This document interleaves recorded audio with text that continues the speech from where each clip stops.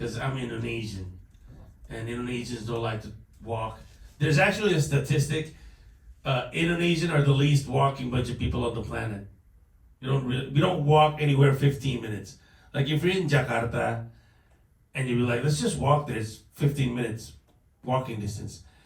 An Indonesian be like, yes, but it's also 5 minutes moped distance. Yeah. And we love mopeds.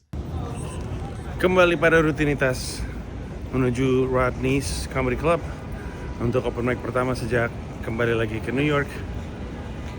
Apa sih yang dikejar Nji? Kenapa masih open mic? Kan lebih banyak di Jakarta, Indonesia. Itulah yang akan kita bahas di .id Weekly Vlog kali ini. Selamat datang di .id Weekly Vlog.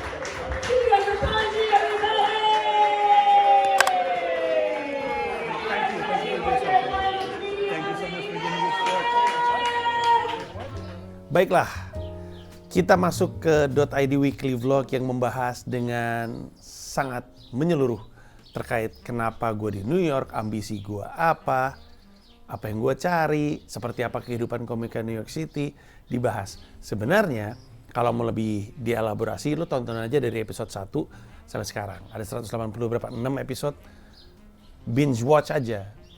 Sumpah, ini .id Weekly Vlog ini kayak series yang seru kalau kata orang yang nonton ya, bukan kata gue juga.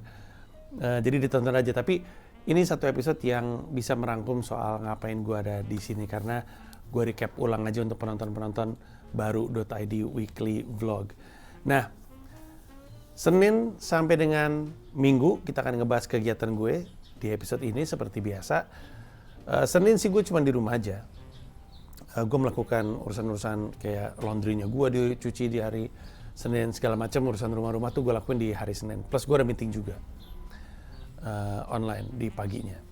Nah, Selasa biasanya gue keluar. Selasa sampai dengan Jumat gue open mic. Nah, kali ini monolognya agak beda.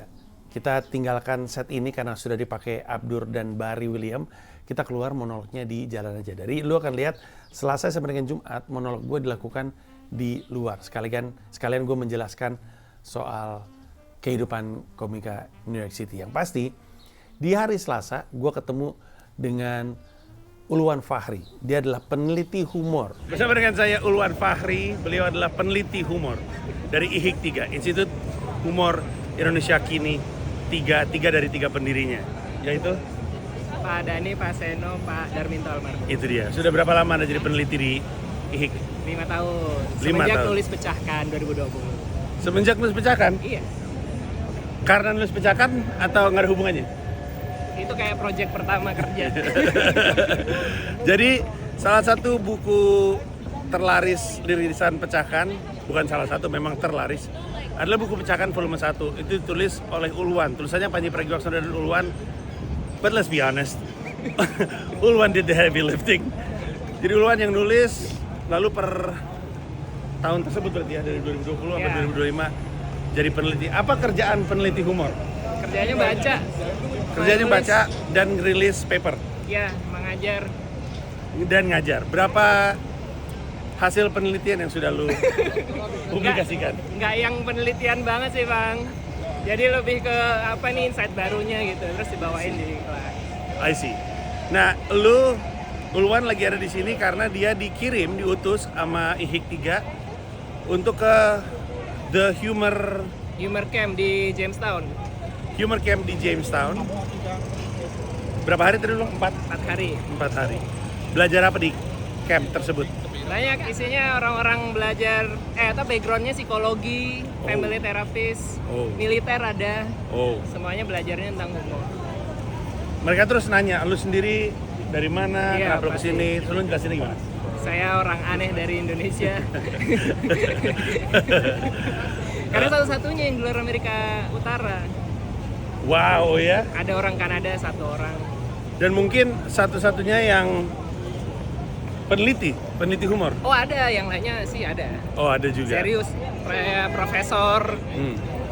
pensiunan maupun aktif mah ada. Oke. Terus jadi selama 4 hari campnya ngapain aja tuh? Kalau dijelaskan singkat, day 1, day 2, day 3, day 4, ngapain aja? Day 1, day 2, day 3 belajar, terus Ya. akhirnya kayak bikin performance gitu apa yang kita pelajarin selama 3 hari per grup. Itu di hari keempat, Di hari terakhir, hari Minggu ya. day 4-nya. Oke. Dan yang lu pelajarin day 1 apa? Basic? Atau apa? Macam-macam sih kayak tiap sesi ini bang, tiap orang kan speakernya beda backgroundnya. Jadi dari komunikasi, psikologi, Oh, terapi gitu-gitu. Oh. Buat semuanya pakai humor gitu, gimana caranya. I see. Interesting. Oke.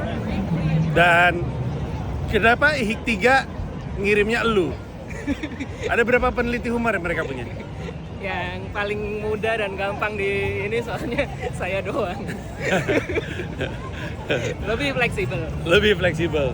Ini 40, ini berapa ya? Belum, harusnya masih tembus lagi. Lebih fleksibel. Dan ini adalah kali pertama ke Amerika? Kali kedua Pertama kali kemana? ke North Carolina. Waktu itu visanya masih pakai visa yang sama? Masih. Pantesan, emang udah punya visa, Iya, bakal lo ini berangkatkan iya sekalian. sekalian. Jadi hanya ngurus hotel di sana dikasih? Ada di tempat yang sama, venue-nya sama. I see, Di dekat si National Comedy Center itu. I see. Ada ini nggak? Ada chinlock nggak? Waduh, senior-senior semua, Pak. Cinta tidak mengenal usia, Ulwan. Betul sih memang. Oke. Dan apakah bagian dari perjanjiannya lu berangkat untuk melakukan camp humor ini lalu lu diharuskan untuk ngerilis sesuatu? Betul. Apa tuh? Pasti ada tugas-tugasnya. Ya. Rencana sih buku sih. Wow. Diharuskan untuk merilis buku. Betul. Tiap tahun kami rilis buku. Yang ini udah tahu, udah punya bayangan judul dan segala macam. Sudah harusnya. Apa tuh? Rahasia. Masih belum. Tapi intinya mau ini tentang kritik komedi karena belum ada. Gua setuju. Kritik komedi. Oke, jelasin sama publik awam apa Wah. itu komedi kritik. Sebenarnya kalau di Amerika Serikat agak lazim ya. Betul. Di kita malah bukan cuman gak lazim, nggak ada. Nggak ada, belum ada. Apa tuh kritik komedi? Hampir terjadi Comika Media. Betul. God bless their soul. Hampir terjadi Comika Media, tapi apa tuh sebenarnya kritik komedi? Intinya sih ngelihat apa yang masih kurang dari pertunjukan komedi dan komedian sehingga bisa improve lagi ke depannya. Jadi kami nge-track arsip dari tahun 80 sampai sekarang ini, sampai era stand up, dari zaman grup lawak sampai era stand up komedian. Artinya nggak serta-merta komedi kritik itu adalah mainstream sampah. Oh enggak. Iya. Pasti ada value-nya yang dia dapat atau dia tahu dari berdasarkan mempelajari yang sebelum-sebelumnya. Menarik sekali. Kritik komedi. Kenapa menurut lu nggak ada? Itu juga tidak ada di kesenian lain atau? Oh banyak pak. Nggak, maksud gue di Indonesia apakah nyanyi nggak ada kritik? Ada sih ya, Ada kritik dong. sih, Soleh Solihun. Betul, kritik seni rupa, Ya itu ada, kritik gue tahu. sastra paling Betul. banyak. Nah, Mungkin karena apa? Lebih banyak senimannya daripada penelitinya. mungkin begitu. Jadi belum. Kurang di-glorify juga gue rasa comedy critics. Itu dia. Padahal sebenarnya kalau misalnya hari ini dapat feedback, siapa tahu tahun depan bisa ada improvement juga. Ya. Salah ya. satu value yang ternyata kalau saya lihat dari arsip yang tahun 80-an itu adalah manajemen, Bang. Apa tuh maksudnya? Manajemen komedi. Manajemen komedi dulu tuh nggak ada ternyata manajemen komedi. Manajemen komedi itu bukan ngomongin talent management atau lebih ke talent. Oh, aja. talent. Dulu itu nggak ada. Dulu berdasarkan kedekatan aja yang ngurus. Ya, ya, nah sekarang ya. kayak Comika kan udah nyontoin kayak profesional nih orangnya memang. Iya. Wow. Menarik sekali. Kita akan lanjutin, bentar lagi kami nyampe ke sebuah tempat open mic, tapi tangan gue juga pegel, jadi kita lanjutin lagi ya. Betul sekali, Anda tidak salah dengar. Peneliti humor di IHIK 3, Institut Humor Indonesia Kini. 3 adalah dari 3 founder IHIK. Yang mana sampai dengan saat ini sejauh yang gue tahu, perpustakaan koleksi humor mereka masih yang terlengkap se-Asia Tenggara, lokasinya di Kelapa Gading. Dan Uluwan lagi ada di Amerika Serikat karena dikirim untuk melakukan kayak kelas gitu, kayak workshop. Uluwan juga adalah co-writer buku Pecahkan volume 1. Jadi buku Pecahkan volume 1 ditulis bersama dengan dia, Pecahkan NYC ditulis bersama dengan Indra Cahya, Pecahkan volume 2 gua tulis sendiri. Nah, Uluwan Fahri membantu gue menulis di Pecahkan volume 1. Dia juga sempat menjabat sebagai kepala sekolah Pecahkan di awal-awalnya sekolah Pecahkan tersebut, atau Pecahkan sebagai lembaga edukasi stand up, sebelum pada akhirnya dia full di IHIK 3 sebagai peneliti humor. Gue bahas banyak sama Uluwan, termasuk ketika gue bertanya soal apa yang dibutuhkan sama skena komedi atau humor di Indonesia. Jawabannya menarik sekali. Yang pasti gue sebenarnya ketemunya sama dia di Rodney's Comedy Club. Dulunya namanya Dangerfields, punyanya Rodney Dangerfields. Tapi Dangerfields meninggal, terus gitu mungkin ada licensing dengan menggunakan nama dia. Jadi diganti Comedy Clubnya dengan nama Rodney's. Tapi ternyata tutup, nggak ada.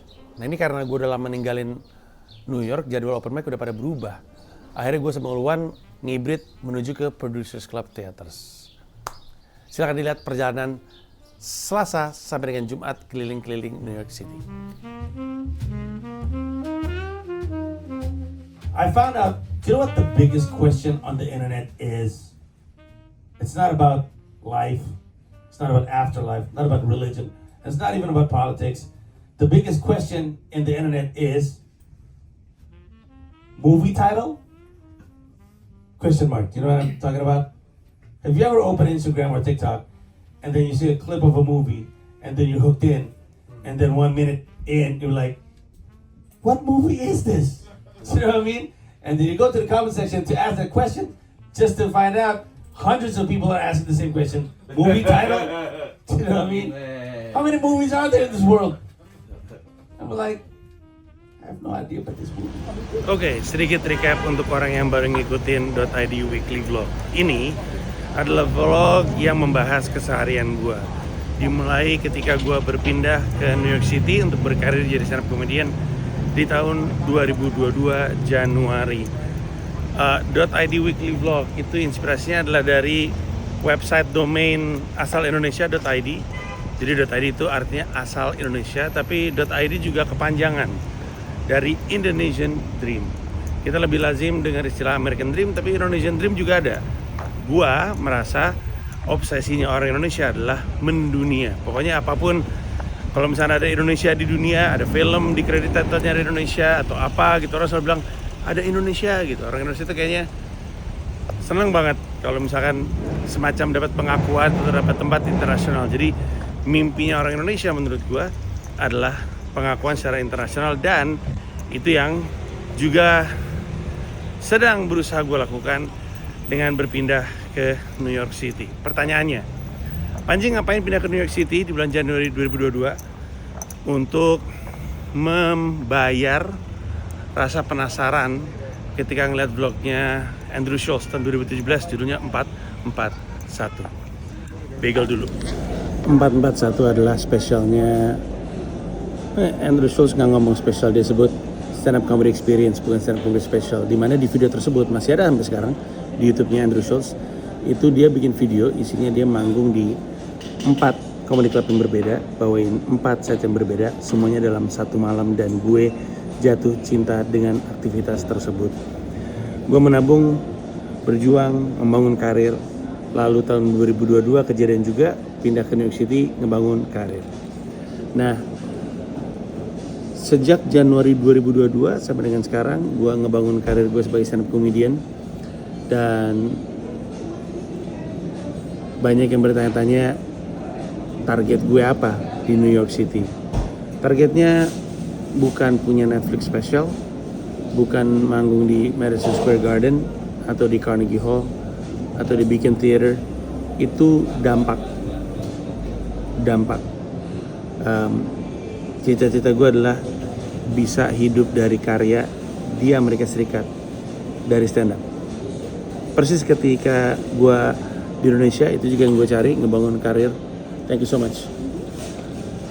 Ngebangun karir di level bisa hidup dari karya. Nah di Amerika Serikat juga pengen gitu. Gue cuma pengen bisa ngebangun karir stand up supaya gue bisa hidup dari stand up di sini. Dan itu susah karena biaya hidup mahal. Pertanyaannya, udah berapa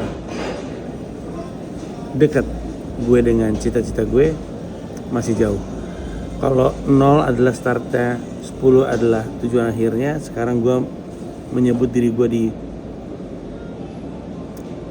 4. Kenapa? Karena gue sekarang udah bisa bilang bahwa gue bisa bikin orang sedunia tertawa dengan bahasa Inggris gue. Di tahun 2024 gue bikin tour namanya 10,000 Hour, di mana gue bawa special gue, durasinya 45-50 menit ke 20 negara, 20 kota di seluruh dunia. Utamanya cukup ya. Phone number 420 legal gua. Jadi 10,000 Hour tour gua udah ke 20 kota di seluruh dunia. Kebanyakan benua Amerika, benua Eropa, benua Asia. Amerikanya, gue lupa mulu nih. Amerikanya adalah, dan tolong edit Jawa sambil gue ngomong ini, keluarin footage-nya. Di Amerika gue udah ke New York tentunya, ke DC, ke Philly, ke Goshen, Indiana, ke Salisbury, Maryland, ke Cleveland, ke Atlanta, ke Champaign, Illinois.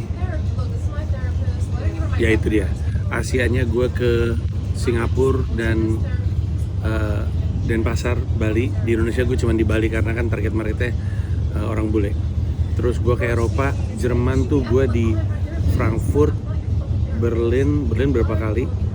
Terus Köln, terus gue juga ke Roma, ke Barcelona, gue ke Brussels, ke Vienna, ke sisanya 3 lagi gue lupa. Tapi intinya ada 20 aja kotanya. Gak tahu Adit bisa nemuin dan masukin kotanya atau enggak. Nah, lu bisa ngelihat klipnya, bahkan gue taruh di YouTube, ada di akun panji.comedy di YouTube, ada juga di TikTok panji.comedy, ada juga di Instagram panji.comedy. Itu adalah klip-klip gue manggung pakai bahasa Inggris di sejumlah kota-kota di dunia. Jadi udah bisa bikin orang bule ketawa, dan bukan cuma orang Amerika Serikat. Waktu manggung di Roma itu di depan penonton Italia, karena itu show stand up berbahasa Italia.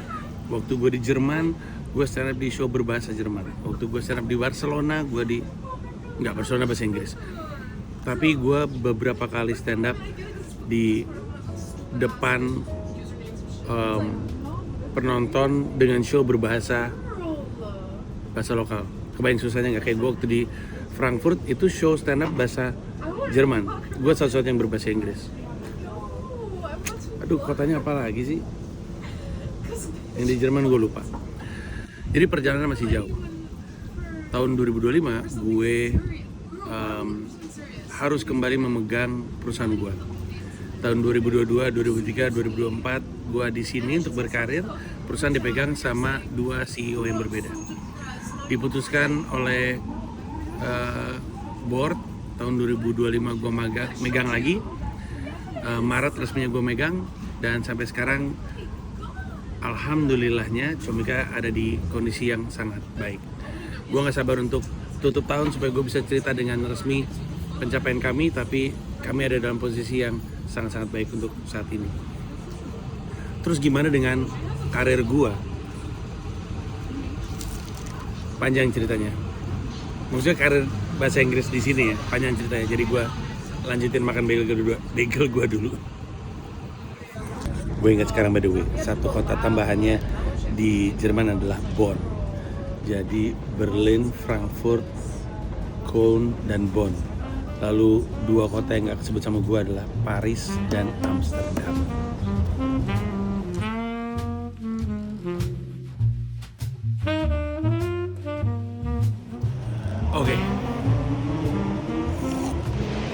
Jadi, gue sering bilang di .id Weekly Vlog bahwa sekarang gue sudah tidak ngegas lagi untuk karir stand up gue di Amerika Serikat. Tahun 2022 sampai 2024 gue ngegas. Ngegas tuh berarti gue open mic sehari bisa 3 kali, kadang 4 kali, Senin sampai dengan Jumat. Terus progresi itu membawa gue maju lebih cepat daripada teman-teman seangkatan gue sampai titik dimana gue bisa tur ke keliling dunia. Dan ini bukan masalah bisa manggungnya, punya materinya. Kalau bisa manggungnya emang gue menggunakan pengaruh gue.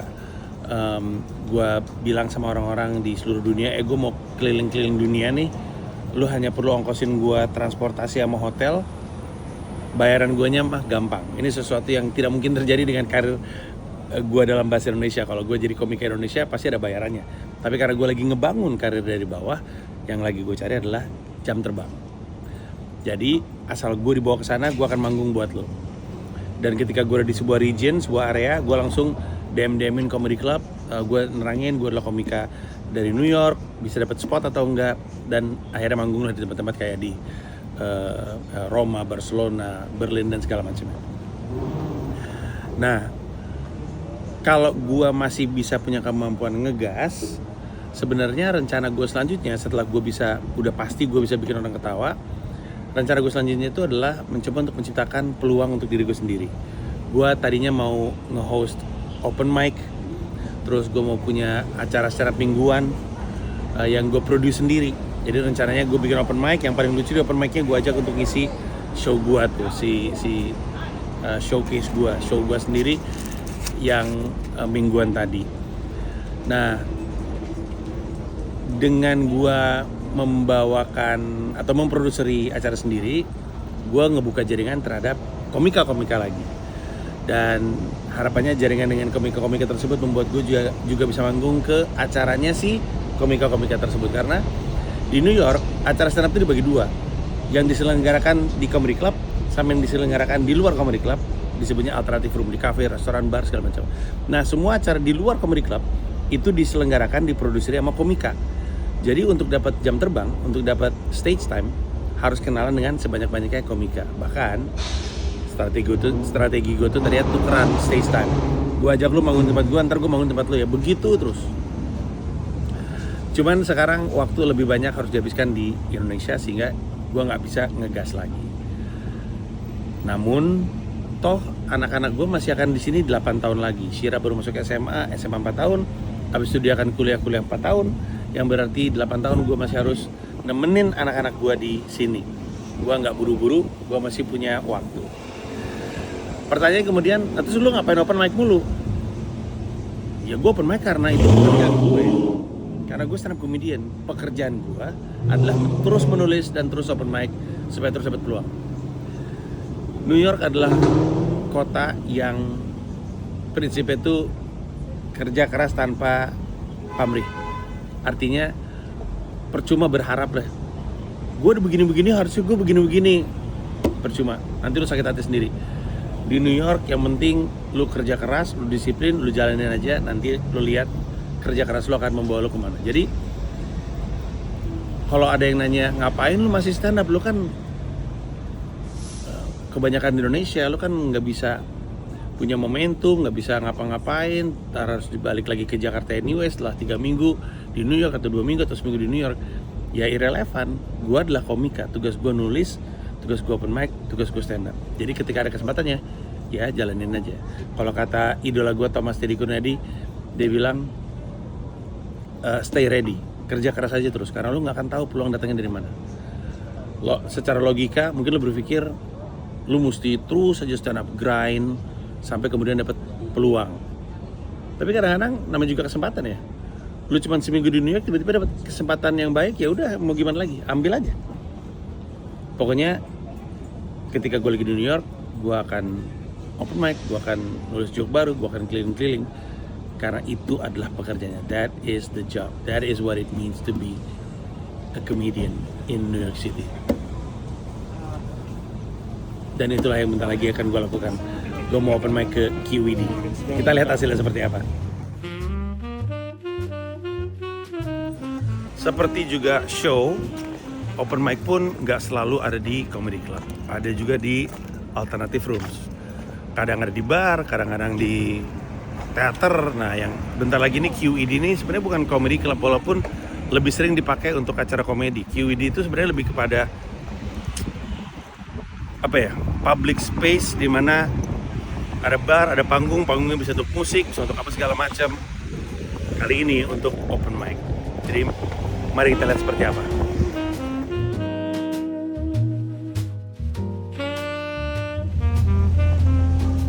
Gedungnya dikunci.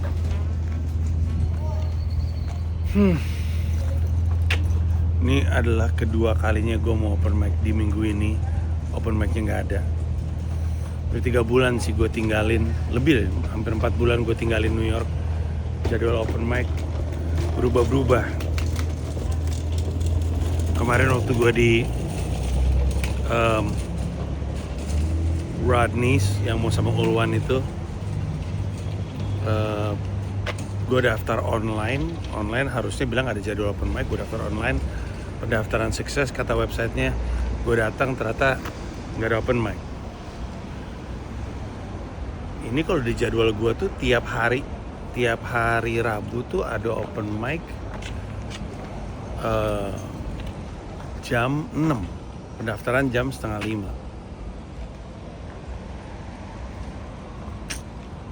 Namanya juga New York. Itu gue ngeliat ada 2 orang berdiri di depan QED. Jangan-jangan tuh komedian juga yang mau open mic, tapi bingung sama QED yang tutup. Habis di Instagramnya juga nggak ada informasi apa-apa. Gue mau jalan muter dulu, siapa tahu bartendernya terlambat. Kalau pas muter nggak ada, ya udahlah ya. Ini yang kadang-kadang bikin gue bete dari skena stand up comedy di New York. Gue cerita dikit ya.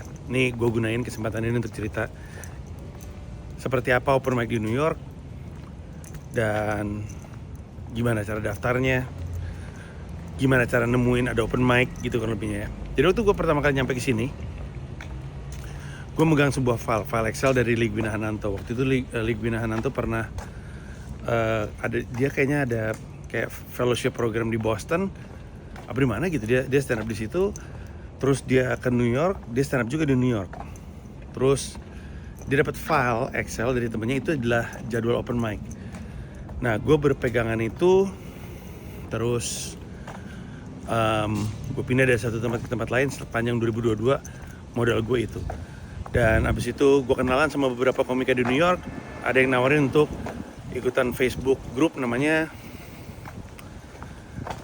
Outdoors Indoors Open Mic New York City. Itu dibikin grupnya pada saat pandemi untuk jadi tempat orang-orang nyari tempat open mic selama pandemi. Kebanyakan tempat open mic-nya outdoor, sebagai tulisannya Outdoor Indoor Open Mic New York City. Setelah sekitar setahun setengah, gue akhirnya nggak pernah berpegangan lagi dengan file tersebut. Gue datang berulang-ulang ke open mic yang gue sering datengin. Di handphone gue, nih gue kasih lihat. Di handphone gue itu udah ada jadwalnya, misalnya kayak hari ini ya. Tuh. Ada jadwal open mic ya tuh. Nih udah ada jadwal open mic-nya. Tuh, jadwal open mic. Terus aja. Setiap hari udah ada jadwal open mic yang biasa gue datengin. Kalau gue ketemu komedian terus dia nanya, lu suka open mic di tempat ini nggak? Oh, di mana tuh, kata gue. Ada satu tempat open mic enak, cuma $3 atau gratis atau $5, tapi seru sih tempatnya gitu. Terus gue nanya tempatnya di mana, terus gue samperin.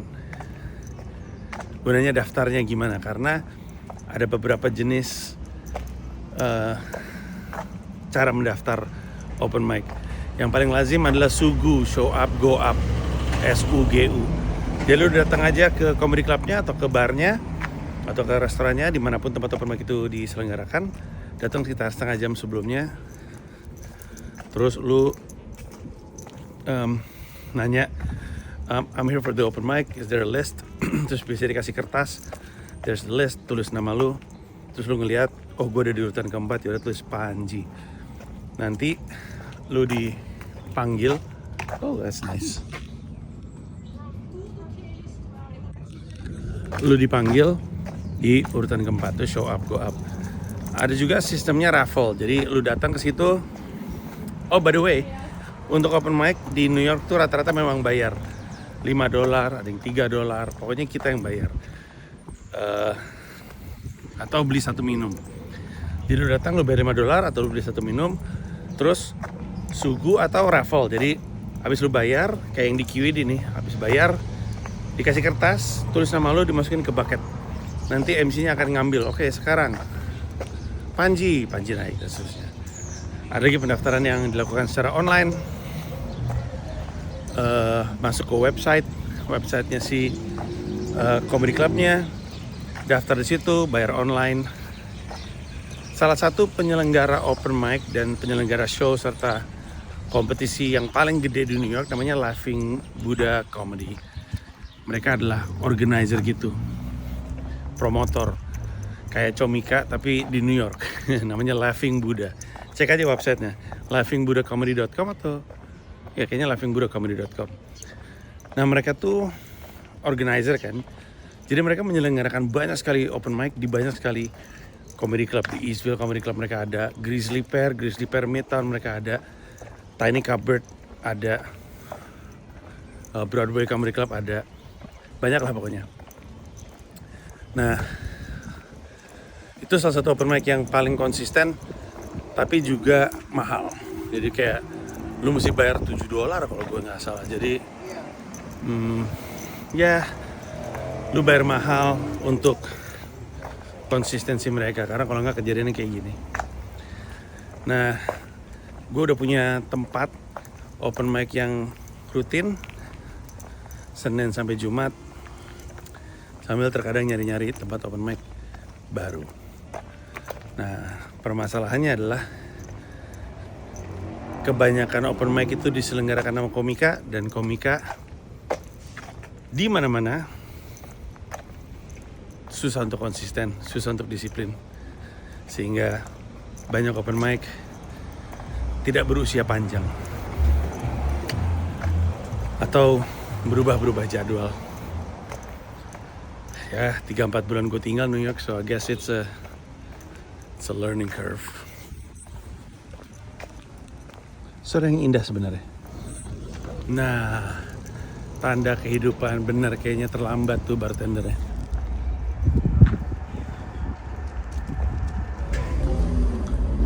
Ini dia. Let's go.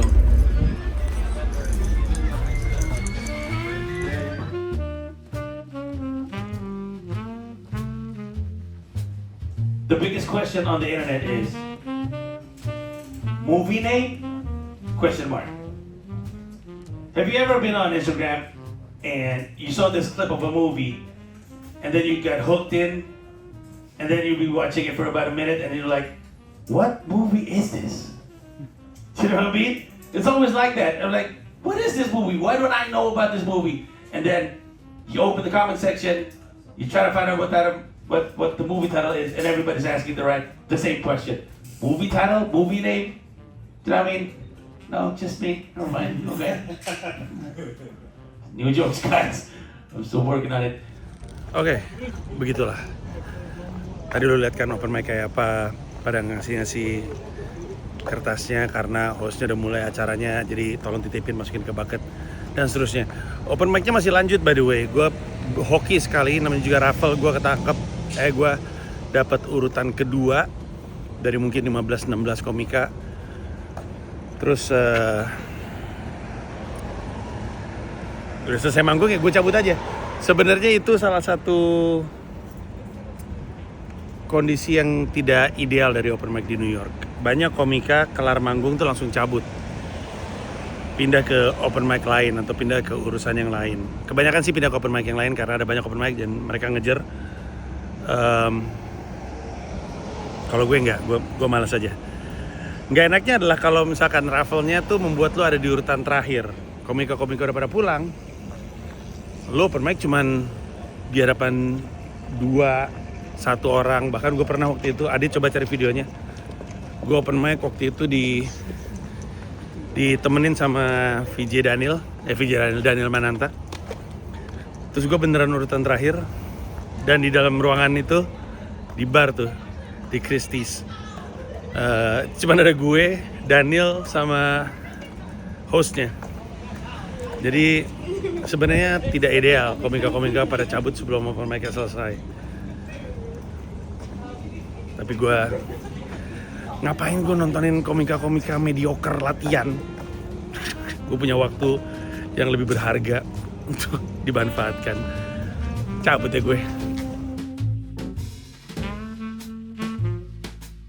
Ada hari-hari dimana gue kelar open mic malam sekali. Jadi open mic terakhir yang gue ambil yang jam 11, ada tuh di Grizzly Permetan, ada open mic tuh jam 11 di Manhattan. Selesai berarti jam 12:30. Tapi kalau malam-malam seperti ini gue biasanya pulangnya lebih dini karena ada meeting. Ntar gue jam 10 malam ada meeting, jam 11 malam ada meeting, dan kalau itu yang terjadi, gue pulang lebih dini, mampir ke kafe, beli ice latte untuk dibawa pulang.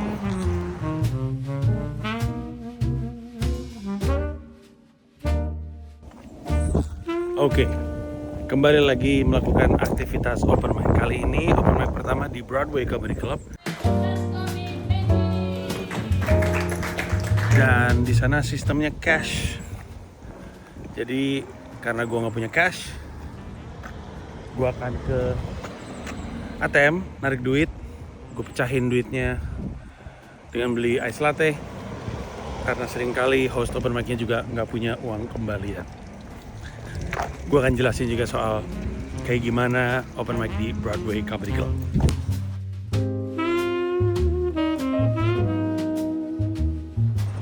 Oke, Broadway Comedy Club. Gue punya kisah tersendiri sama tempat ini.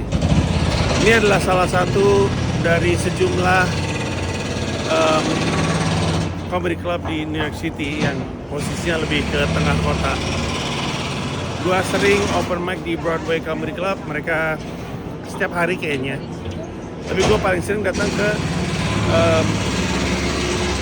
open mic yang diselenggarakan oleh seorang komika Meksiko namanya Audrey Mora. Setelah gue beberapa kali open mic, gue tiba-tiba dapat email. Emailnya adalah penawaran untuk audisi tulisannya. Dengan syarat bawa 5 penonton. Kalau lu bawa 5 penonton, lu bisa ikutan audisi. Nanti setelah lu audisi, katanya lu akan dikabarin untuk audisi selanjutnya. Nah, audisi yang pertama gue hadir, gue bawa 5 penonton. Si Broadway Comedy Club tuh punya 2 tempat.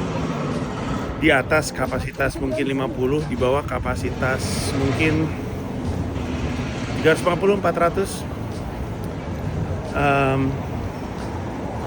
Gue ngisi yang di bawah tuh, dan itu penuh sekali. Komika yang audisi itu mungkin ada sekitar 30 komika kayaknya, masing-masing 5 menit atau mungkin 50 komika. Pernah dibahas kok di Dot ID Weekly Vlog. Nah, setelah itu gue dapat email tambahan. Gue dihubungin sama bookernya, seorang komika senior. Bookernya bilang, gue udah lihat klip lu, gue kasih masukan ya, masukannya ina. Sekarang lu boleh manggung di pro shows-nya di hari apa ya, Jumat apa hari Sabtu gitu. Gue ngisi. Terus gue ngisi, pecah, objectively pecah. Ada kok klipnya, nanti gue coba untuk cariin dan gue selipin. Tapi kemudian gak ada panggilan lagi. Belakangan gue sadar kalau lo mau manggung atau mau kerja, dapat pass di Broadway Comedy Club, lo harus kerja. Kayak Audrey Mora itu dia kerja di situ. Jadi tiketing, jadi yang terima menu, waiter, basically kurang lebihnya. Dan gue curiga mereka nggak dibayar itu. Gue curiga semua gue kenal beberapa komika-komika yang manggung di Broadway Comedy Club. Gue lihat mereka kerja untuk Broadway Comedy Club, ngurusin tiketing untuk show atas, show bawah. Gue nggak tahu tuh mereka dibayar atau enggak, tapi prediksi gue sih bayarannya boleh manggung di Broadway Comedy Club. Poinnya, audisi itu pura-pura. Cuman cara untuk manfaatin komika-komika baru kayak gue untuk menuhin comedy clubnya dengan bawa 5 orang per komika. 5 orangnya suruh beli tiket, 5 orangnya disuruh beli 2 minum minimal. And that's how they make money. By the way, gue udah sampai. The biggest question on the internet. The number one most asked question on the internet. And it's not religion. It's not about life or afterlife or politics. It's something else. If you've ever been on TikTok or maybe on Instagram and you saw a movie scene clip and then you hooked in and you watched it and then after a minute you'd be like, what movie is this? And you check the caption, nothing there, and you go to the comment section and then you'll find the number one most asked question on the internet. It is, movie name? Question mark. Do you know what I mean? I saw this movie clip. It's Tom Hanks. I didn't know what it was. Eventually, I know it was A Man Called Otto. I didn't know what it was. And then I went to the comment section, and then there's just bullshit. There's no real answer. Everybody's just bullshitting. Somebody asked, movie name? And then there's this answer. Forrest Gump Part 3, His Normal Now. And then Captain Phillips retired. And my favorite is, Toy Story 7, Woody is a real boy. True story.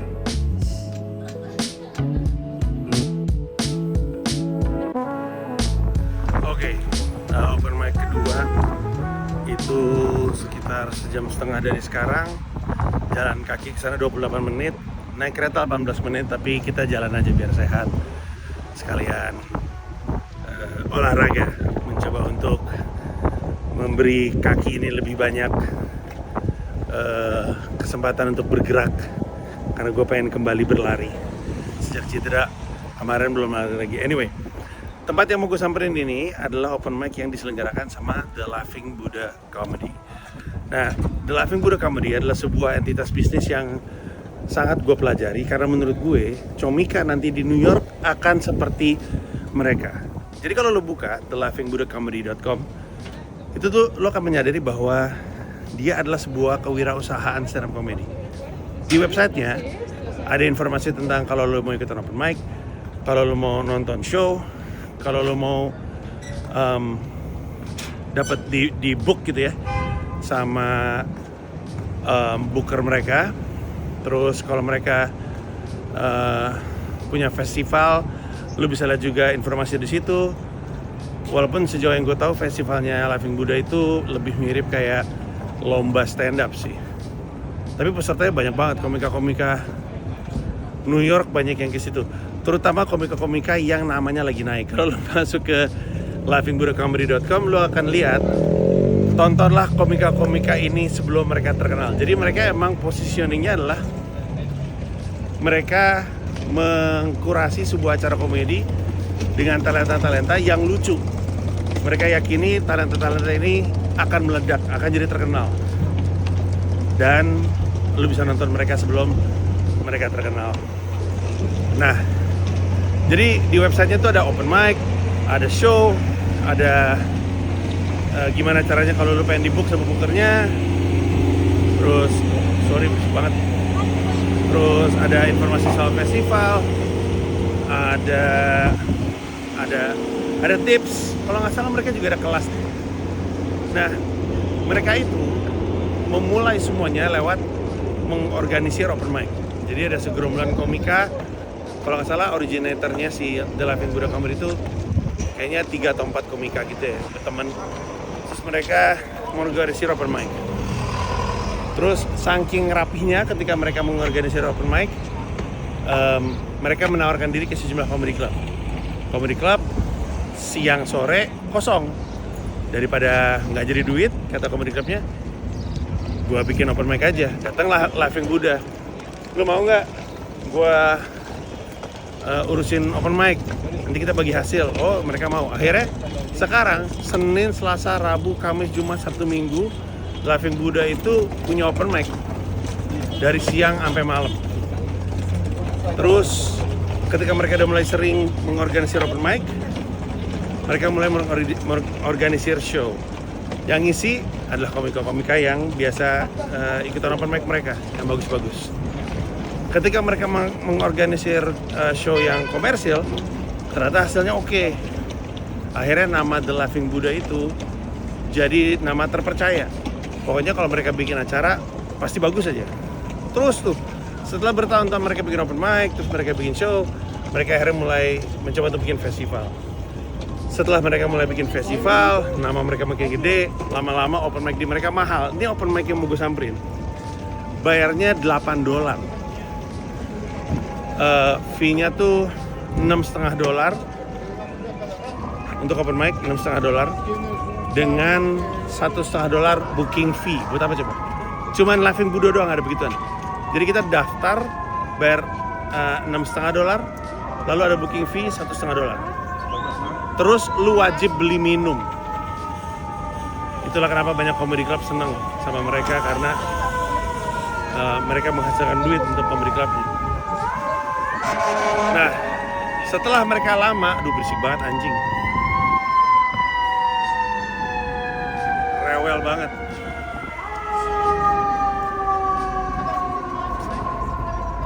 Oke. Setelah lama mereka ngerjain open mic dan ngerjain show di sejumlah comedy club, tampaknya akhirnya mereka punya tempat. Setelah mereka bertahun-tahun, mereka akhirnya punya tempat. Tempatnya belum di-announce sebagai The Laughing Buddha Comedy Club, tapi prediksi gue bentar lagi, kayaknya mereka masih ngurus izin. Jadi bayangin, mereka mengorganisir open mic, mereka dapat data komik. Setelah mereka rapih mengorganisir open mic, mereka mengorganisir show.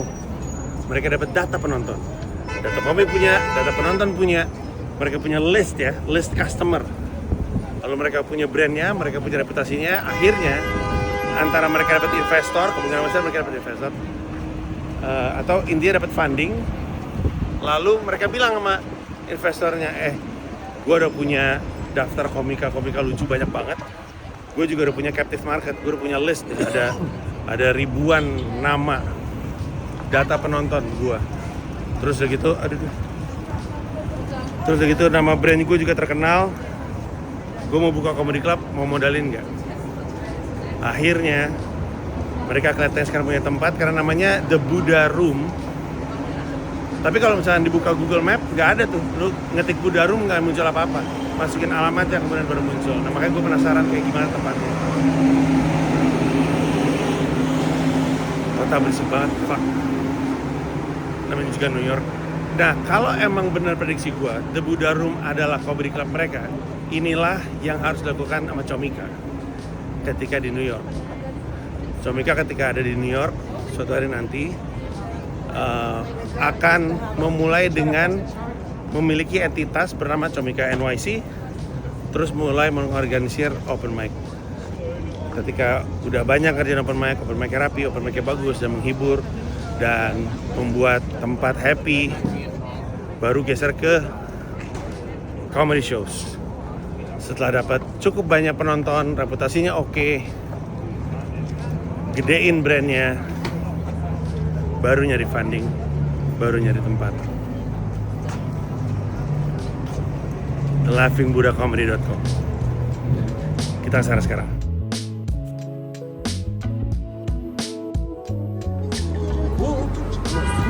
Itu adalah Madison Square Garden, salah satu venue paling legendaris seplanet bumi gua rasa.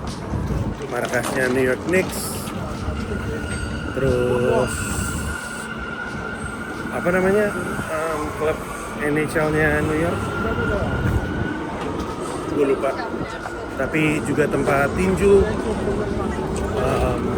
Muhammad Ali pernah manggung di sini, Frank Sinatra pernah manggung di sini, Chris Rock pernah manggung di sini. Gue nonton Louis C.K. di sini.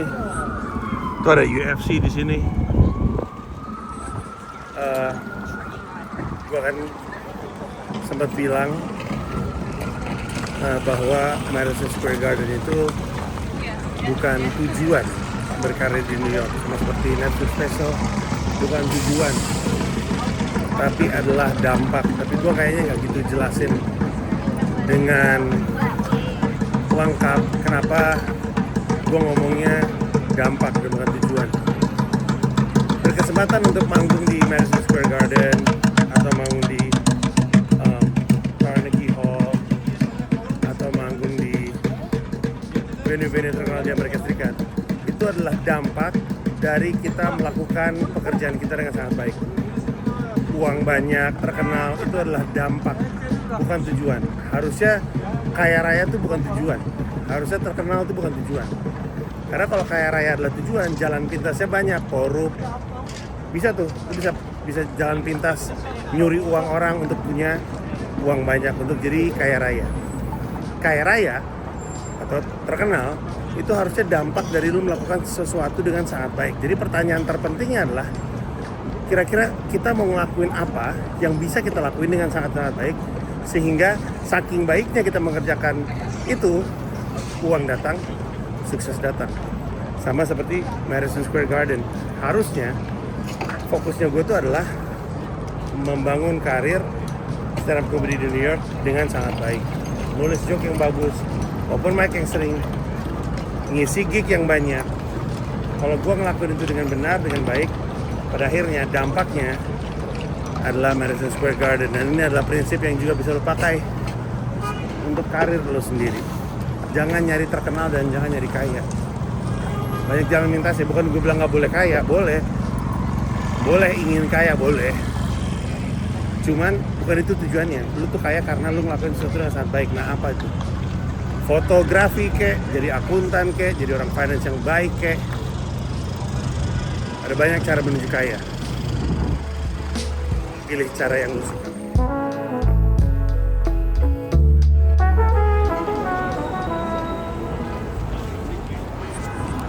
Fun fact, tahu nggak kalau Times Square itu disebut Times Square karena dulu kantornya New York Times di situ.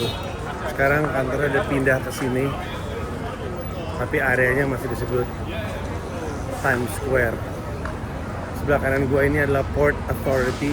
Ini adalah stasiun yang paling gede, ya stasiun paling gede di New York City.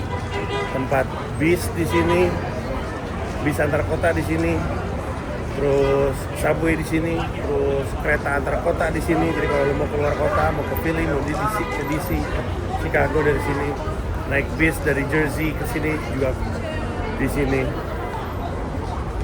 Port of Authority. Sekedar informasi.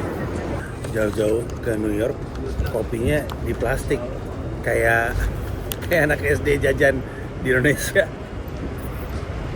Oke. Gue sempat ngomong soal Comika ada di New York. Emang Comika punya rencana untuk ada di New York? Jawabannya ada. Dan itulah kenapa gue masih terus bolak-balik Jakarta New York. Karena gue di New York ini bukan cuma untuk kepentingan karir gue, tapi untuk kepentingan perusahaan gue, dan lebih dari itu adalah untuk kepentingan industri stand up comedy di Indonesia dan di dunia. Jadi gue di sini untuk karir gue sendiri, karena gue pengen jadi stand up comedian. Gue di sini untuk wirausaha gue, untuk Comika, karena Comika dalam pipeline kami, dalam rencana kami akan punya rencana untuk hadir bukan cuma di New York City, tapi juga di kota-kota lain. Gue juga di sini untuk membangun industri stand up comedy di Indonesia dan juga untuk membangun atau memberi pengaruh terhadap industri stand up comedy dunia. Kalau soal karir gue di sini, lu udah ngerti lah. Soal perusahaan gue, soal Comika itu punya rencana di sini. Seminimalnya punya representatif. Kalau mau disebut kantor representatif. Kalau mau lebih besar lagi sebenarnya kami mau punya kehadiran secara brand di sini. Ada kaitannya sama urusan ketiga dan urusan keempat. Urusan ketiga itu kan adalah membangun industri stand up comedy di Indonesia. Gua di sini karena gue ingin ngebangun jaringan. Gue ngebangun jaringan dari sejumlah nama dengan tujuan membawa komika-komika yang ada di sini ke Indonesia.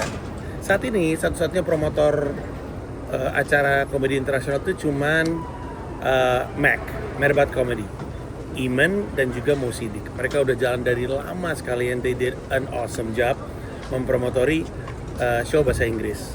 Kayak contohnya mereka bawa Kayaknya kemarin mereka bawa Jocelyn Shah, komika dari Singapura yang berkarir di sini, yang kemarin soal sempat kontroversial soal joke-nya soal Malaysian Airlines.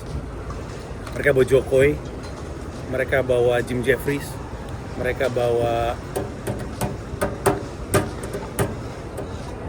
Jimmy Carr, iya nggak ya? Kayaknya iya deh.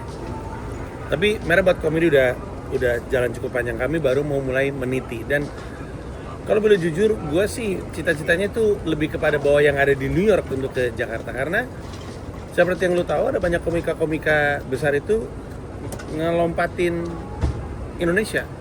Kevin Hart dari Singapura langsung ke Australia karena nggak dianggap market. Nah, gue tuh hadir di sini tuh karena gue pengen bawa ke sana juga. Kemarin gue belajar, Comika belajar dengan bawa teman-teman pribadi gue, Rashad Bashir, Joshua Palet, Kevin Sanchez. Gue bawa karena kita mesti belajar dari yang skala-skala kecil dulu lah. Nggak usah ngayal bawa Kevin Hart kalau ngurus teman-teman gue sendiri aja berantakan, kan gitu kurang lebihnya. Di strategi Comika di bawah gue tuh kan hat-trick Comika, clean sheet, climb the league, clean sheet, score more, climb the league. Climb the league itu maksudnya kita naik level, naik liga karena kita bermain dengan lebih baik, kurang lebih seperti itu. Yang berarti kalau suatu hari kami pengen main di Liga 1, the big leagues, kita harus dominan di Liga 3 ibaratnya. Yang berarti kalau gue pengen bawa Kevin Hart, gue harus bisa bawa Rashad Bashir, Joshua Palet, Kevin Sanchez, dan sukses secara finansial. Makanya huge in Indonesia, IP show internasional kami, setelah bawa mereka, tahun ini bawa Sammy Obeid dan sukses, very profitable, 400 penonton, penuh tanggal 29 Agustus di tengah-tengah kerusuhan. Oke. Setelah itu kami coba untuk bawa yang lebih oke lagi, lebih banyak lagi, dan kami mau lebih terbiasa untuk mengorganisir show-show internasional supaya industri stand up comedy di Indonesia juga maju, makin gede, supaya nggak cuma Merabat Komedi doang, gua bersama dengan Merabat Komedi bawa lebih banyak komika-komika, sehingga lebih banyak orang happy, lebih banyak show internasional, everybody's happy, itu kan lebihnya. Untuk itu gue butuh representatif di sini. Gue udah mulai berteman sama beberapa orang di sini untuk dibawa ke sana, dan brand Comika ternyata nyampe juga secara internasional. Kapan-kapan gue cerita. Alasan keempat gue di sini adalah untuk ngasih pengaruh terhadap industri di sini, dan itu berarti gue butuh punya representatif di sini, butuh selalu punya representatif di sini supaya suatu hari gue bisa bawa komika-komika dari Indonesia ke sini justru untuk membuktikan bahwa ada banyak komika-komika Indonesia yang lucu, bukan cuma gue doang. Dan beberapa kali terbukti Oza Rangkut itu pecah waktu dia stand up di Eastville Comedy Club, open mic memang, tapi pecah. Uus yaudah lah, dia main plesetan. Hari Hartanto itu pecah waktu dia di sini. Jadi sangat mungkin untuk komika-komika Indonesia bisa pecah di sini. Yang susah adalah membiayai kehidupan di New York. Itu yang susah. Tapi itulah kenapa mereka nggak perlu pindah ke sini untuk hidup di sini. Gue bisa bawa mereka dari Indonesia untuk manggung di sini dan seterusnya. Untuk itu kami harus ada di sini. Untuk itu itulah kenapa gue ada di New York. Itu make sense. Bukan cuma untuk Panji pribadi, tapi untuk Comika, untuk industri stand up comedy di Indonesia, dan untuk ngasih dampak terhadap industri stand up comedy di Amerika. Itu penjelasannya.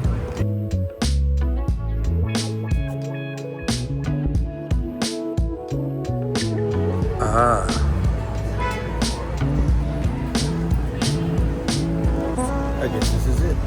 Lantai 2. And you go to the caption, no information, you go to the comment section, and then you see the number one most asked question, which is, movie title? Question mark. See what I'm saying? And there's always no answer. It's always bullshit, right? I saw this clip of a movie from Tom Hanks. I didn't realize what it was, but eventually I found out it was a man called Otto, and then I wanted to find out what movie is this. I went to the comment section and somebody asked movie title, and somebody replied, Toy Story 7, Woody is a real boy. And then one was like, Captain Phillips retired. And my favorite was Forrest Gump 3, he's normal now. Oke, itulah di open mic di Laughing Buddha. Seperti biasa, on time, terorganisir, mudah prosesnya, profesional, mahal nih bukan main. Banyak komika di New York sebel sama Laughing Buddha karena mahal. Mereka ngerasa apaan sih lu mahal banget, lu gimana sih lu tahu komika pada nggak punya duit, masa lu mahal. Tapi ya ada harga yang bisa dibayar untuk profesionalisme. Karena ada open mic di New York yang seperti yang gue pernah cerita juga tidak profesional dan menyebalkan. Jadi ya itulah skena open mic di New York City. Daftar apa nih? Ngapain ya orang-orang?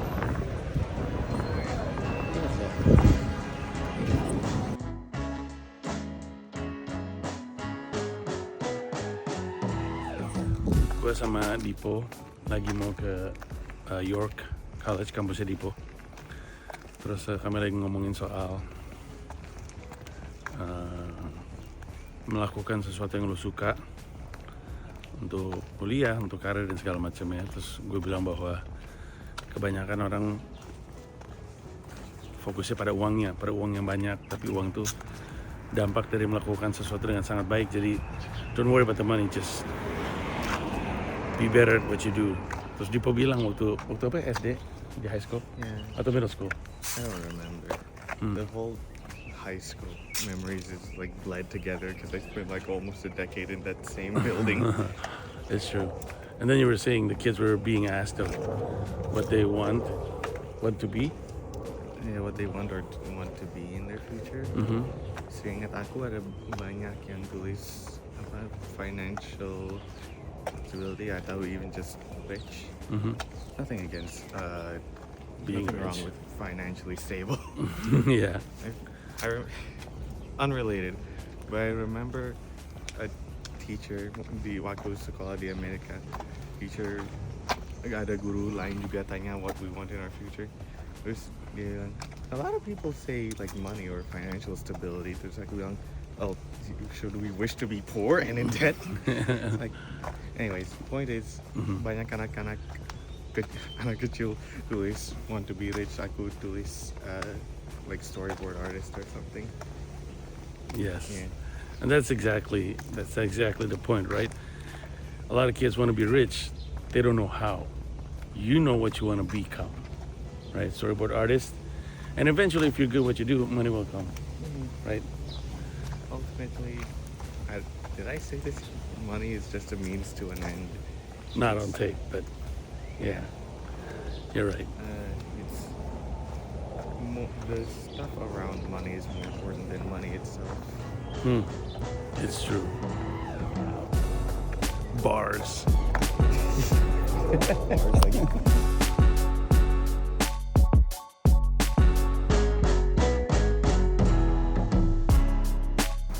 Bini Panji is back.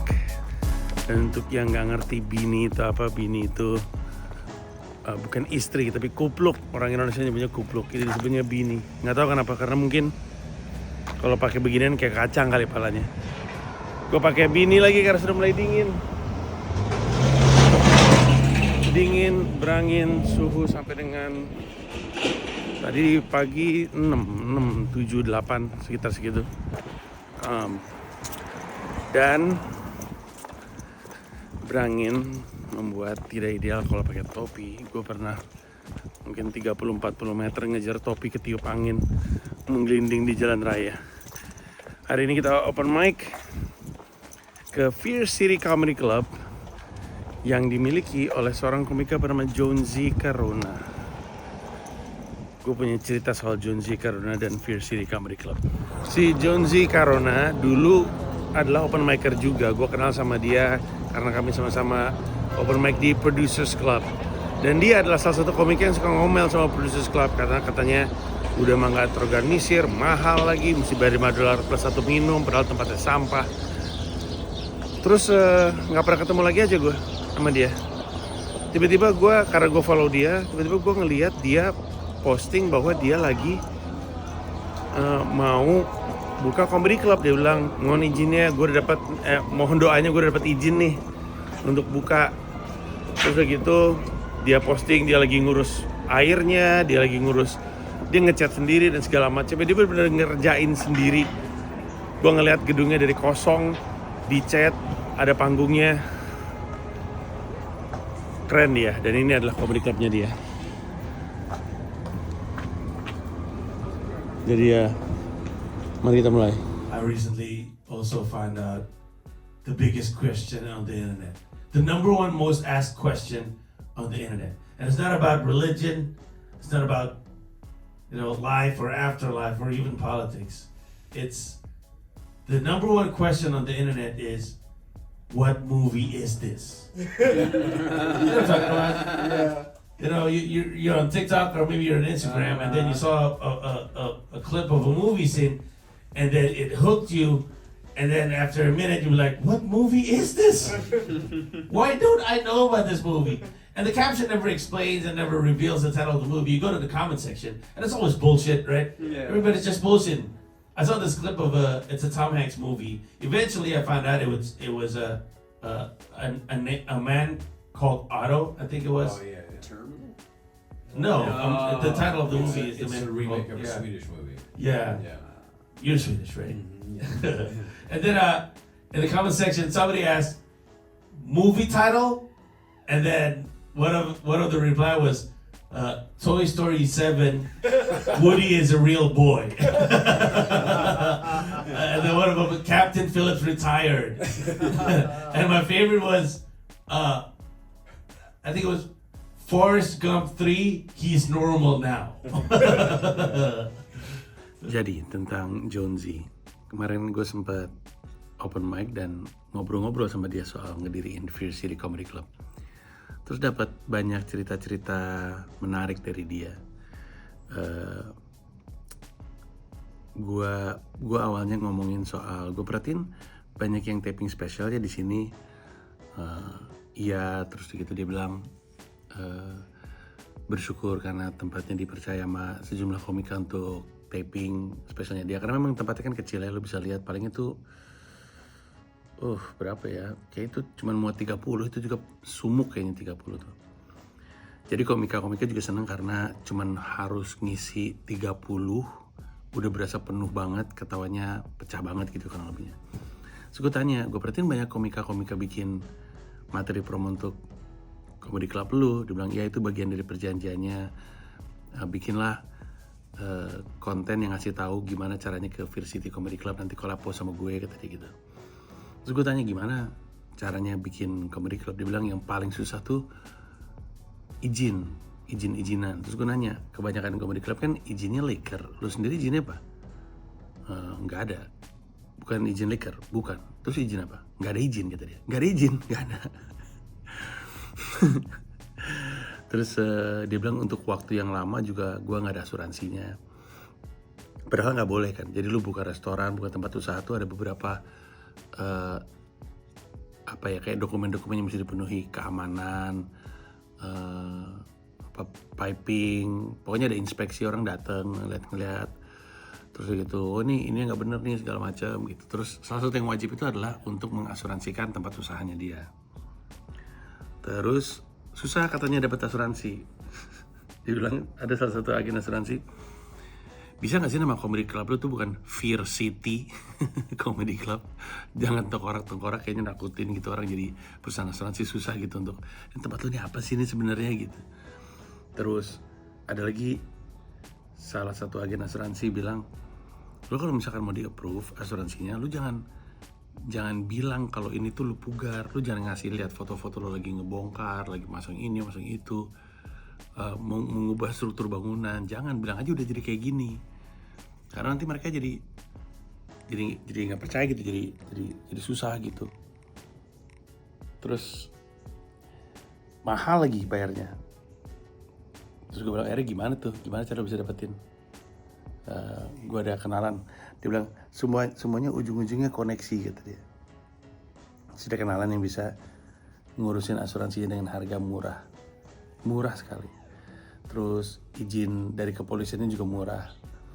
Lama-lama gue pikir ini kayaknya bayar orang sih, karena jauh banget dari harga yang harusnya dia bayar ke harga yang dia bayar pada akhirnya. Terus polisi sekarang sudah datang untuk ngeliat. Terus Jonzi bilang, sebenarnya sih intinya ya, kalau tempat usaha lu tuh nggak aneh-aneh, harusnya sih izin gampang. Bahkan pihak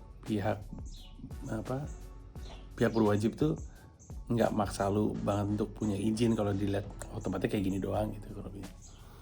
Terus tapi Jonzi bilang sesuatu, ketika gue lagi nggak punya asuransi dan izin nggak ada nih, akhirnya gue nggak ngegembar-gemborin comedy club gue, stay low aja. Dalam hati kata gue, gimana mau sukses ya?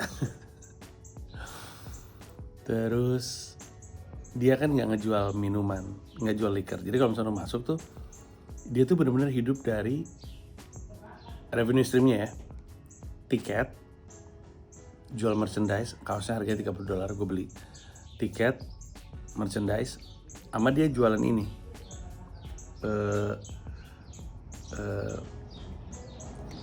Apa tuh? Liquid Death. Dan mungkin bagi hasil atau margin dari situ.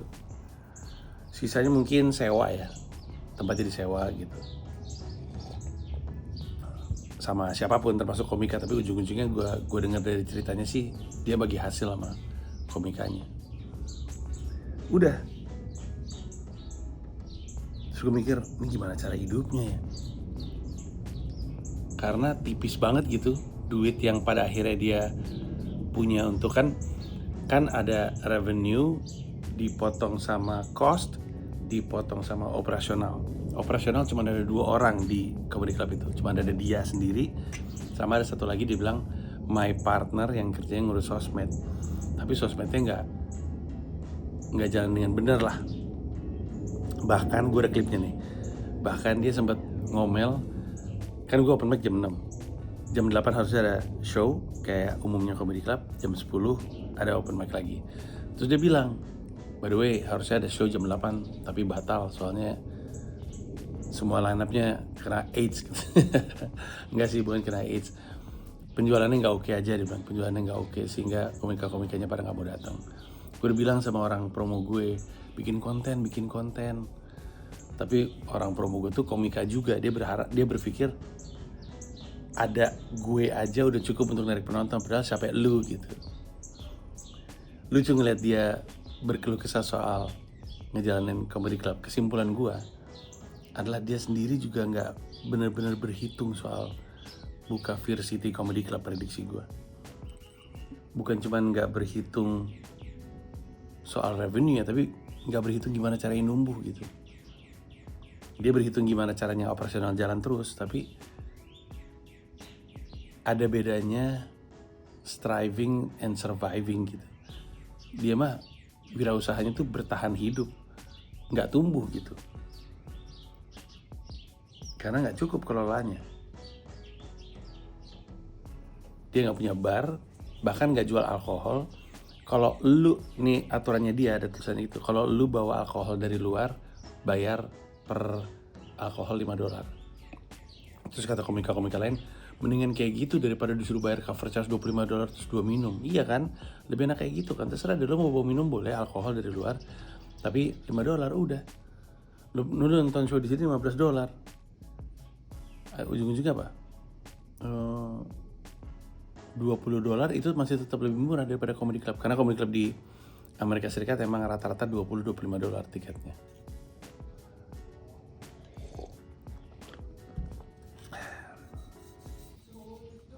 Tapi yang menarik dari Jonzi adalah seneng lihat semangatnya. Dia tuh 50 tahun, terus gayanya kayak gitu kan, tatoan gitu. Dan dia sesekali suka, menurut gua ya, dia posting thirst trap.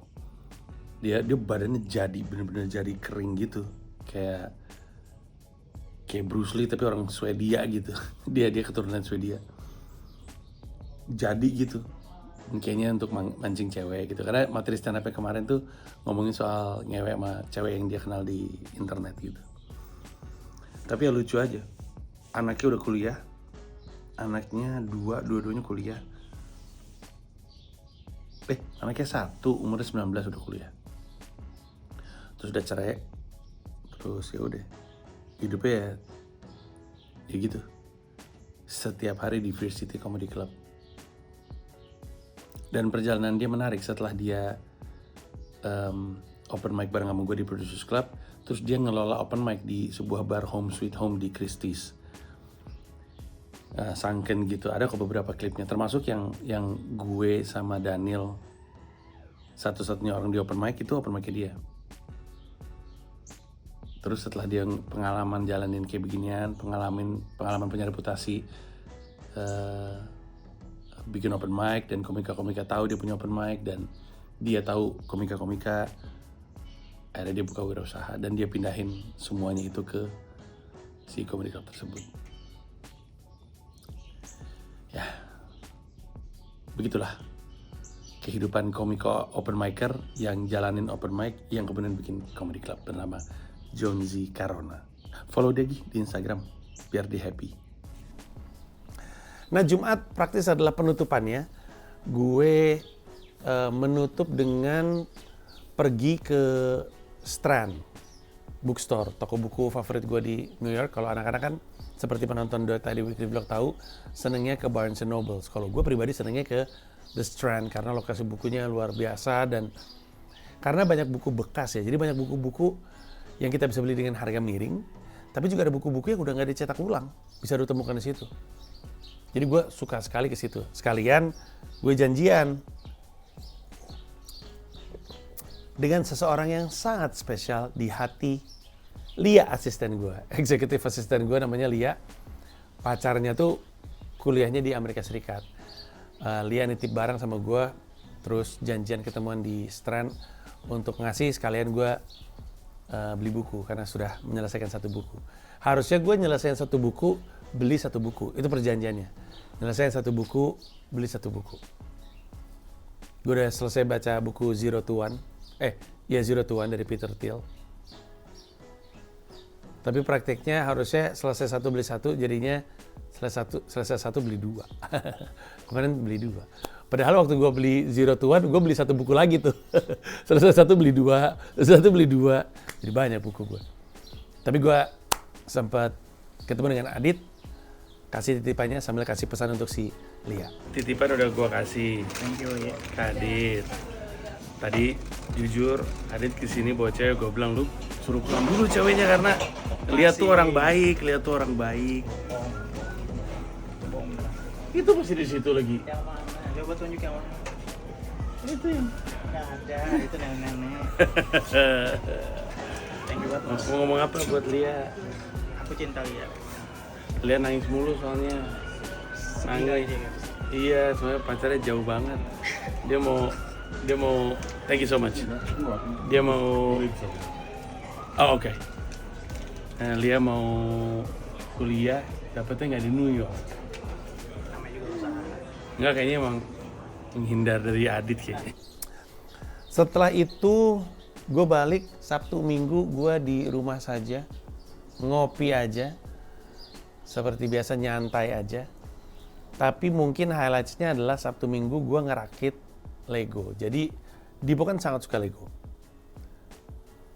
Kami berdua suka Transformers. Kami berdua sama-sama suka Transformer Classic Animated Series yang tahun 80-an. Gue suka karena itu yang gue tonton. Dia suka karena dia nonton semuanya. Dia nonton semuanya dan yang dia suka tuh itu.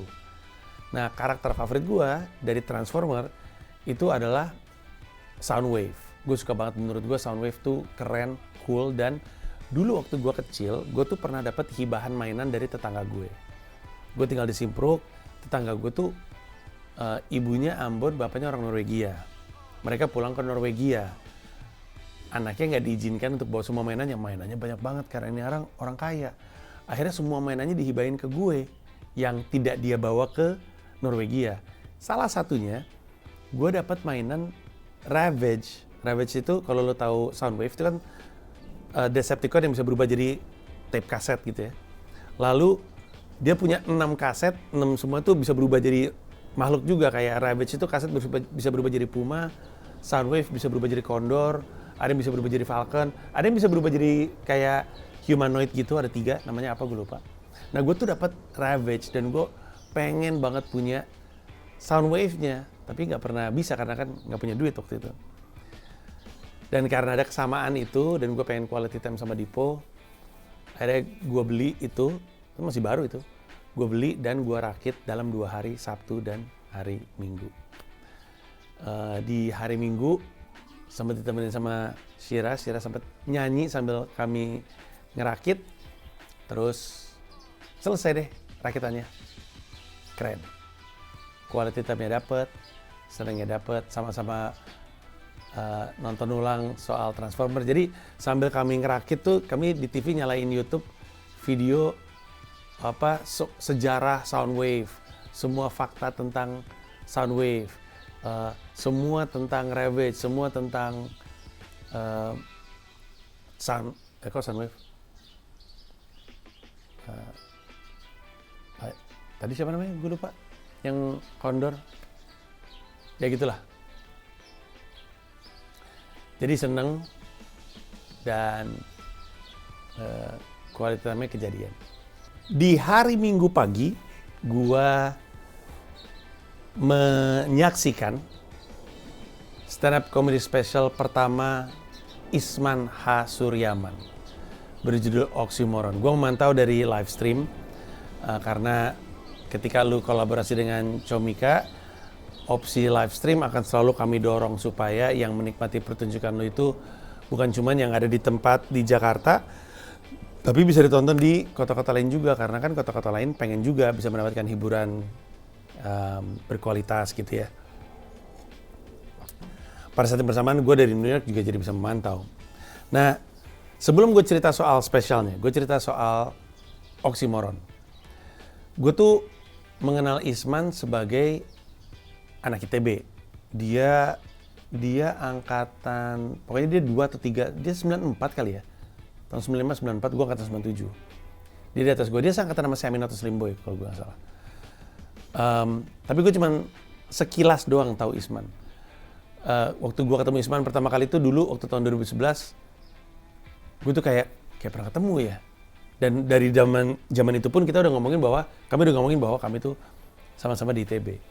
Nah, Isman kemudian juga claim to fame adalah buku yang dia tulis, judulnya Oxymoron, ngebahas soal 2 kata yang sebenarnya bertolak belakang tapi sering dipakai dalam satu kalimat gitu, kayak kurang lebih, sedikit banyak. Ya, sedikit banyak saya merasa ini adalah sebuah kemajuan. Gitu. Kok sedikit banyak, kok kurang lebih. Nah, dia nulis buku tentang itu dan lucu bukunya. Sampai dengan sekarang kalau nggak salah bukunya masih ada deh.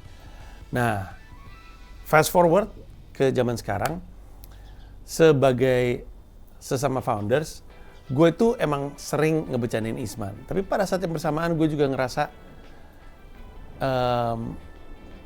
orang tuh belum tahu aja bagaimana kualitas dan terutama flavor komedi dari seorang Isman H. Suryaman. Dia memang aktifnya tuh secara komedi ya. Selain nulis tentunya untuk film atau untuk series, adalah di Improvindo, bermain improv. Nah, Radit spesialnya banyak, Erna spesialnya banyak, Rian Adriandi udah punya spesial dan akan bikin spesial lagi tahun depan. Panji Pragiwaksono juga banyak. Isman doang nih yang belum bikin spesial. Nah, Comika itu kan selalu ingin jadi orang yang menyemangati komika bikin karya. Karena kan klaimnya adalah komika hidup dari karya. Karya paling pamungkasnya adalah special. Joke adalah karya. Tapi paling pamungkasnya adalah stand up comedy special, sebuah pertunjukan tunggal stand up comedy.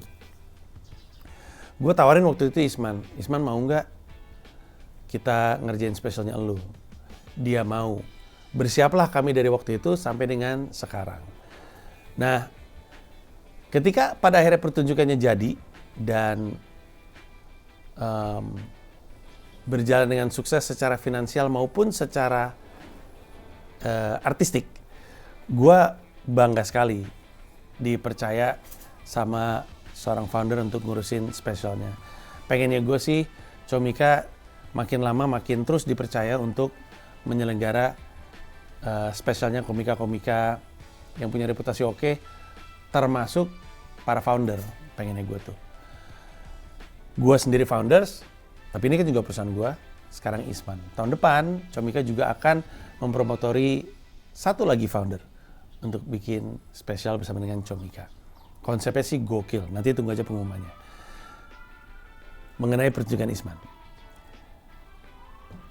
Kalau lu kenal Isman, dan lu ngikutin komedi dari zaman dulu sampai sekarang, mungkin lu adalah fansnya Stand Up Indo, maka nonton Oxymoron adalah kepuasan paling tinggi. Lu nggak pernah ngeliat Isman seperti itu sebelumnya. Salah satu yang paling layak untuk dicatat ya, adalah betapa Isman begitu enjoy di atas panggung. Enjoy sekali. Dia ada ketawanya, dia menertawakan dirinya sendiri, dia menertawakan joke-nya sendiri, dia menertawakan respon penonton. Betapa kuat powernya. Kayak gue di grup tuh, Ernest kan nonton di tempat di Comika Comedy Club. Rian sama gue dari live streaming, Radit nggak tahu tuh kemana tuh orang, nggak nongol di grup. Kami tuh kayak live comment gitu. Terus kami sama-sama ngomongin, gila Isman enjoy banget di atas panggung ya, gila happy banget. Gue aja happy ngeliat Isman happy di atas panggung. Tapi powernya itu gila. Kita nggak pernah ngeliat Isman kayak gitu. At least gue lah, gue bahkan ngomong di grup founders. Gue kayaknya nggak pernah deh ngeliat Isman se-powerful ini ketika di atas panggung. Terus Ernest bilang, wow Isman enjoy banget di atas panggung. Dan pecah banget. Dia mengamini semua, baik dia secara posisinya di founders, termasuk dia yang belibet di atas panggung. Dia beberapa kali ngomong, oke gue udah jatah belibet ya. Dan memang beberapa kali belibet, orangnya memang belibet. Dan dia tidak khawatir soal belibetnya karena bukan hanya dia sudah mengamini, dia udah bilang di depan, gue emang belibet, gue punya jatah belibet. Udah, itu Isman, persona komika belibet. Dan pada akhirnya ya, sebagai seorang public speaker juga gue meyakini, pada akhirnya ya, orang tuh nggak peduli sama lu ngomong atau belibet dikit ketika ngomong. Karena kita sehari-hari juga belibet. Gue aja ngomong juga suka belibet. Tapi kan yang penting adalah, apakah yang kita sampaikan itu nyampe? Apa yang kita lempar tuh nyampe gitu ke penonton, apakah orang ngerti? Dan apakah energinya juga bisa dikirim dari diri kita ke orang yang nonton? Dan pada akhirnya orang nggak gitu peduli, orang ngerti maksudnya Isman dan terhibur aja. Ada banyak catatan gua ya, kayak dia ngebuka tentang dengan ngebahas tentang dia itu founder yang paling anomali lah. Founder minder tuh kayaknya oksimoron gitu, founders kok minder gitu.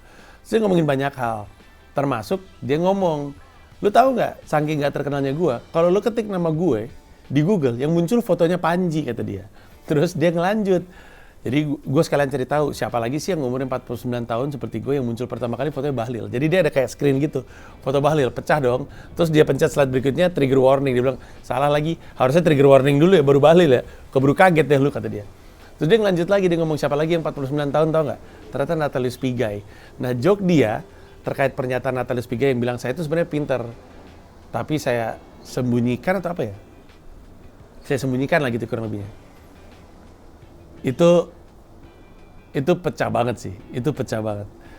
Terus dia juga ngomongin soal menjadi umur 49 tahun, dia capek, dia tidur bangun aja masih nggak seger. Padahal orang kan biasanya kan ketika bangun seger. Terus dia ngomong gini, orang kan kalau mandi biar seger. Gue ketika udah mandi nggak seger, tetap capek, tapi ke dalam keadaan basah. Terus dia mulai geser ke minatnya dia ngomongin dia suka main game. Terus dia cerita soal dia pensiun Pokemon, itu aja lucu tuh pensiun Pokemon. Terus dia ngomong, dia tuh dulu saking niatnya main Pokemon Go, dia bisa masuk ke kantor orang, sampai masuk ke rumah orang. Terus dia berusaha untuk menjelaskan ketika dia ditanya, Bapak ngapain masuk ke rumah saya? Gitu. Terus dia bilang, enggak ini ada monster. Terus orangnya, hah? Di rumah saya ada monster? Ada kodamnya rumah saya. Lucu banget. Terus dia banyak ngomongin soal menjadi mahasiswa atau lulusan ITB. Ada banyak referensi itu yang gue kenal juga. Dia ngomongin soal kantin borju. Itu anak ITB zaman dulu doang yang tahu. Terus dia juga ada satu bagian yang ngomongin soal pernikahannya dia. Dia ngomongin soal istrinya. Dia ngomongin soal Donna yang punya hobi tidak lazim untuk perempuan, yaitu koleksi pisau. Terus dia ngomongin si Donna itu Bali Song punya, terus segala macam pisau pokoknya punya lah, termasuk pisau komando. Terus Isman ngomong gini, itu loh pisau komando yang giginya banyak itu. Lagi giginya kenapa harus banyak sih? Emang kalau giginya satu jalannya pelan? Lucu banget, gue ketawa sampai berdiri-berdiri.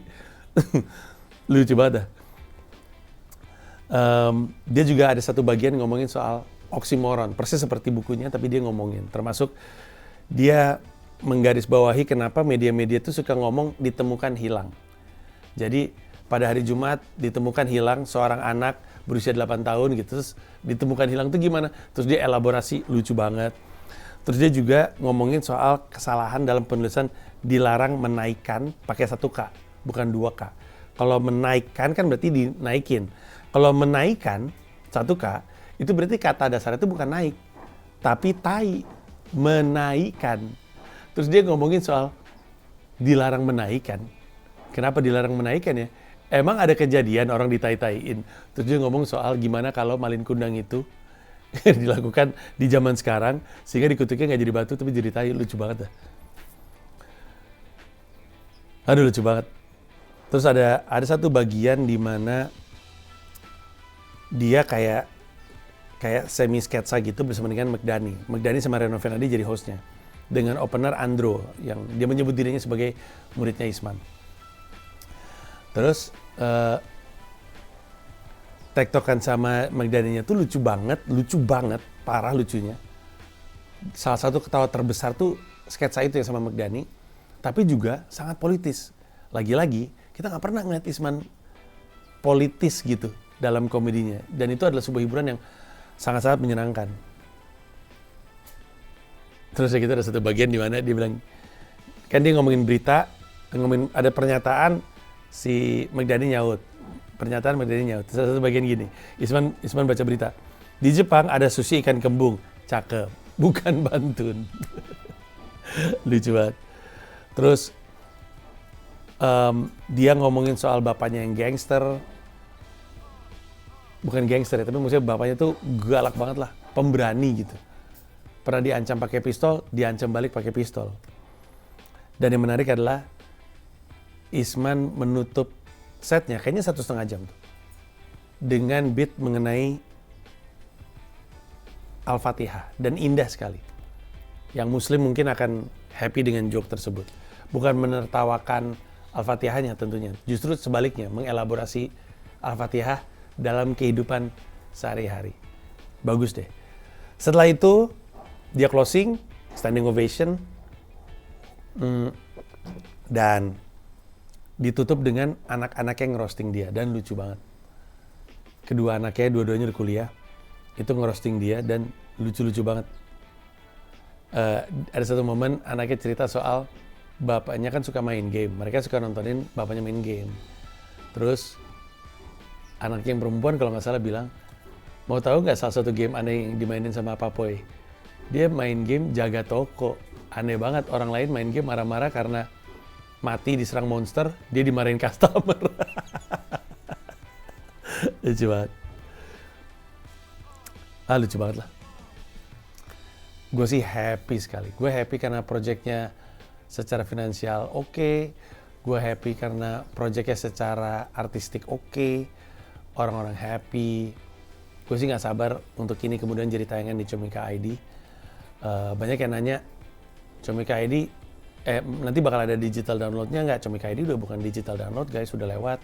Kami sekarang streaming berlangganan, jadi lu bayar 99.000 bisa nonton ratusan show stand up.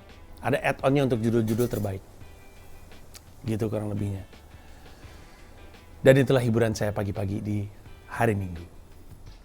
Itulah .id Weekly Vlog di episode kali ini. Kita ketemu di episode minggu depan. Tapi sebelum gue tutup, mau mengingatkan, jangan lupa Adili Idola tanggal 8 November. Lu bisa tonton langsung di The Hall Casablanca, atau bisa nonton live streaming. Ada The Roast of Fedi Nuril dengan host gue, Yang roast ada Cing Abdel, Abdur, Nuri Zafira, Ate, Mirina Zubir, dan Igor Saikoji. It's going to be awesome. Kalau pengen tahu Comika bikin roasting seperti apa, sikat tiketnya. Beli tiketnya di loket.com/adi. Thank you. Bye-bye.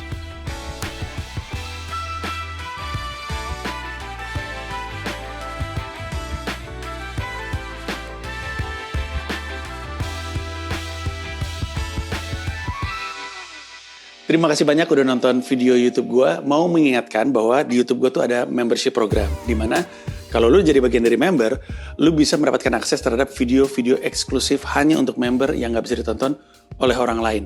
Ada 3 level, paling murah adalah 1 paham Rp30.000 sebulan, kemudian 1 rasa Rp125.000 sebulan, lalu 1 jiwa Rp1,5 juta sebulan. Masing-masing ada manfaatnya sendiri, lu bisa cek di YouTube gue, tapi yang pasti dari level 1 paham, yang paling murah, lu bisa nontonin video-video gue stand up di New York, lu bisa nontonin konten Sila di mana gue beropini politik, dan lu bisa dengerin siniar Hiduplah Indonesia Maya. Terima kasih banyak.